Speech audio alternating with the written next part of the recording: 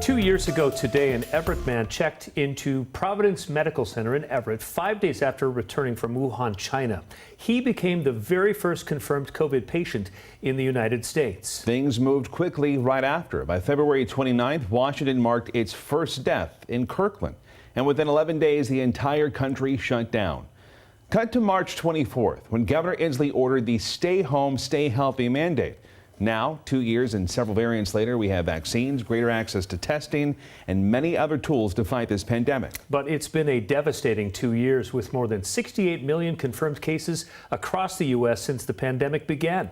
King 5's Eric Wilkinson joins us live from Providence Medical Center in Everett with more on that day that changed everything. Eric.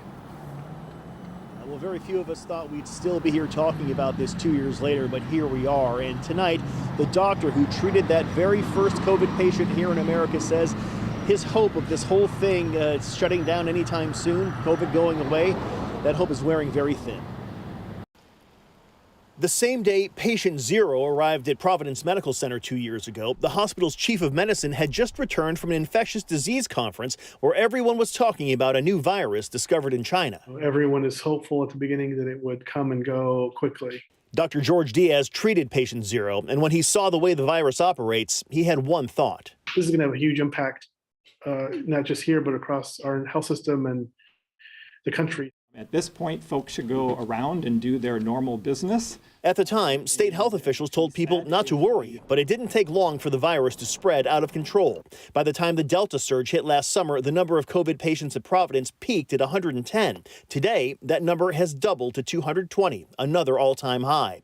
This graph from the Snohomish Health District tells the story. So many cases, the district has had to reformat the graph twice because the numbers continue to climb to levels that are quite literally off the charts.